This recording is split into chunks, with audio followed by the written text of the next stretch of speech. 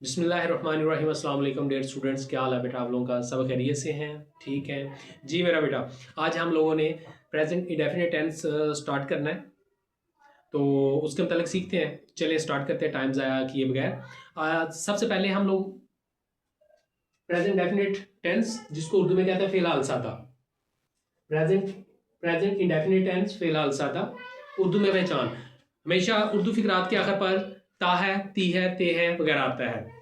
Present indefinite के अंदर उर्दू फिक्रात के आखिर पर हमेशा ता है, ती है, ते है वगैरह आता है। मैंने सर्कल किया सारा चीज, ता है, ती है, ते है, ताहू वगैरह आता है। ये मैंने एक एग्जाम्पल, एक मिसाल ही की है। वो खत लिखता है, वो खत लिखता है। यहां पे अगर देखें तो लिखता ता है, यानी पहचान में से ये ता है आ गया। तो इस तरह ये हमें पता चला कि ये जो फिक्रा है प्रेजेंट इंडेफिनेट का फिक्रा हुआ। ठीक है, ये प्रेजेंट डेफिनेट का फिक्रा है। अच्छा, मोस्ट इंपॉर्टेंट चीज जो आप लोगों को पहले मैंने बताई थी वो ये है कि जो उर्दू की पहचान, जब भी हम टेंस शेयर करने जाते हैं यानी सीखने जाते हैं, दो चीज़ों पे हम लोग फोकस करते हैं। एक होती है उर्दू की पहचान, दूसरी होती है इंग्लिश की पहचान। अगर हमें उर्दू की पहचान का पता होगा तो तब हम इंग्लिश में पहचान की तरफ जाएंगे, तब हम जाके देखेंगे कि ये टेंस कौन सा है, इसकी इंग्लिश में पहचान क्या है। तो इस वक्त हम काबिल हो गए, इस काबिल होंगे कि हम उर्दू टू इंग्लिश ट्रांसलेट कर सकें किसी भी फिक्रे को। ठीक है, तो अब हम बात करते हैं उर्दू में पहचान प्रेजेंट डेफिनेट की। हमेशा उर्दू फिक्रात के आखिर पर ता है, ती है, ते है, ताहू वगैरह आता है। मिसाल, वो खत लिखता है। इंग्लिश में पहचान मैंने ऑलरेडी हर लेक्चर के अंदर यही चीज बताई है कि एक फिक्रे को तीन हिस्सों में डिवाइड किया जाता है। एक फिक्रे को तीन हिस्सों में डिवाइड किया जाता है इंग्लिश में पहचान को सीखने के लिए। एक फिक्रे को तीन हिस्सों में डिवाइड करें, सब्जेक्ट, वर्ब एंड ऑब्जेक्ट। कौन कौन सा? सब्जेक्ट, वर्ब एंड ऑब्जेक्ट, ये मैंने लिखा है। Subject, verb and object. फिर सब्जेक्ट को उर्दू में फाइल कहते हैं, यानी काम करने वाला जो बंदा होता है उसको सब्जेक्ट कहते हैं। अब सब्जेक्ट को दो हिस्सों में डिवाइड किया गया है, split out into two parts, singular and plural subject. Singular में हमारे पास आ जाता है he, she, it, any name.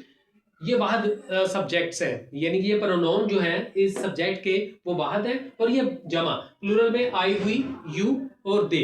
अब हम बात करते हैं इनका काम क्या है, क्या इनकी रिस्पॉन्सिबिलिटी, वो हम साथ साथ डिस्कस करेंगे।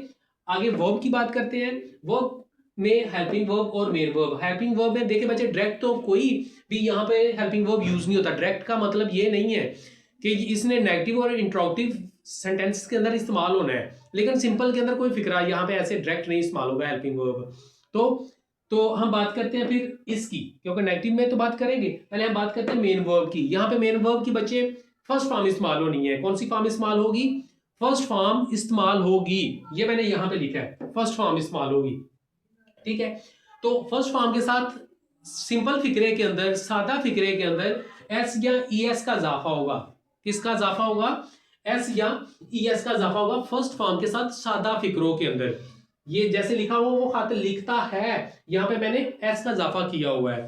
तो क्या होगा कि फर्स्ट फॉर्म इस्तेमाल होगी, या उसके साथ जरूरत पड़ी तो फर्स्ट फॉर्म के साथ एस या ई एस, जब आपका सब्जेक्ट जो है ये वाहद होगा तब एस या ई एस की जरूरत पड़ेगी।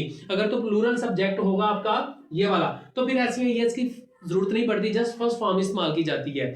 तो अब हम लोग बात करते हैं नेगेटिव की। अगर सिंपल के अंदर फर्स्ट फॉर्म इस्तेमाल होगी या एस या ई एस का इजाफा होगा, अगर तो नेगेटिव के अंदर क्या होगा? नेगेटिव फिगरे के अंदर आपका जस्ट इन दोनों में से कोई एक हेल्पिंग वर्ब यूज होगा। तो सवाल ये है कि डज कहां पे लगेगा, डज नॉट, डज और डज नॉट कहां पे यूज होगा, डू और डू नॉट कहां पे इस्तेमाल होगा। सादा से मैं आपको एक रूल बताता हूं। आपका डू और डू नॉट हमेशा सब्जेक्ट जो प्लूरल होते हैं, सब्जेक्ट, ये प्लूरल सब्जेक्ट जो है इनके साथ डू और डू नॉट लगेगा। ठीक है, यानी अगर सवालिया बनेगा तो डू फिक्रे के शुरू में आ जाएगा, अगर आपने नेगेटिव बनाना है तो डू नॉट सब्जेक्ट के साथ यूज होगा। वो मैंने एग्जांपल साथ लिखी हुई है। उसके बाद डज और डज नॉट जो होगा ये इधर ले चलेंगे आप सिंगुलर सब्जेक्ट के साथ। तो इस तरह हम बात करते हैं ऑब्जेक्ट मफूल को कहते हैं, जिस पर काम किया जाता है। ये मैंने कुछ फिक्रे लिखे हैं, तो इससे हमारा क्लियर हो जाएगा कि एस या एस के मतलब वो खत लिखता है, ही राइट्स, ही सब्जेक्ट है बच्चों, ही है सिंगुलर, ये प्रोनाउन है, सिंगुलर है, इसलिए यहां पे ईएस का इजाफा किया हमने, ही राइट्स अ लेटर। ठीक है, अब देखिए ये नेगेटिव बन गया, डज नॉट, डज नॉट आ गया, तो यहां से एस या एस नेगेटिव के अंदर जाकर खत्म हो जाएगा। नेगेटिव और इंट्रोगेटिव फिक्रों के अंदर एस या एस उड़ जाता है।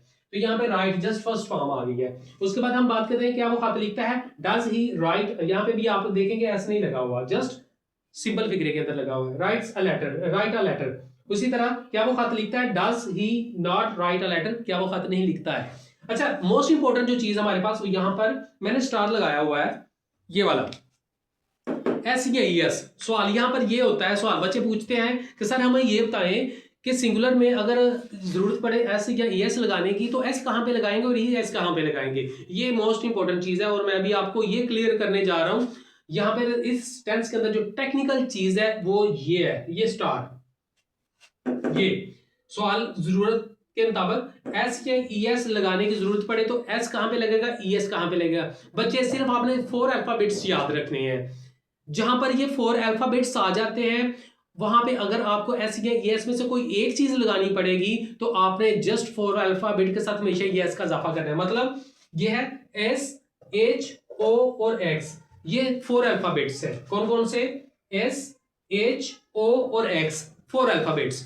ये जिन भी अगर तो ये वर्ब के साथ कहीं एंड पे आ जाएंगे तो आप एस का इजाफा करेंगे। अगर ये नॉन के तौर पे भी किसी नॉन के एंड पे भी आ जाए, मसलन लफ्ज क्लास है, क्लास, क्लास की जमा आप बनाएंगे तो एस लगाएंगे या एस लगाएंगे, सिंपली एस का इजाफा करेंगे, क्लासेस। मैंगो, मैंगो की जमा बनाएंगे तो आखिर पे ओ आ गया, एस का इजाफा करेंगे फिर। तो ये फार्मूला, तो वहां पर इस तरह वॉच, घड़ी, तो एस का इजाफा वॉचेस के लिए। तो ये सिंपल वर्डिंग में ये कहूंगा एस, एच, ओ और एक्स 4 अल्फाबेट्स हैं। जब भी आपको इनके साथ एस या एस में से दोनों में से कोई चीज लगाना पड़े तो आपने एस का इजाफा करना है, बाकी सब के साथ एस लगेगा अगर आपका सब्जेक्ट जो है वो सिंगुलर होगा। लो जी, आज तो ये हमारा टेंस था, प्रेजेंट इंडेफिनिट टेंस। तो इंशाल्लाह हम नेक्स्ट टेंस के साथ हाजिर होंगे। तब तक आपने अपना बहुत सा ख्याल रखना है, तब तक आप लोगों ने बहुत सा ख्याल रखना है। ये हमारा टेंस आज कंप्लीट हुआ, तो इंशाल्लाह नेक्स्ट टेंस के साथ हाजिर होंगे। ओके, खुदा हाफिज।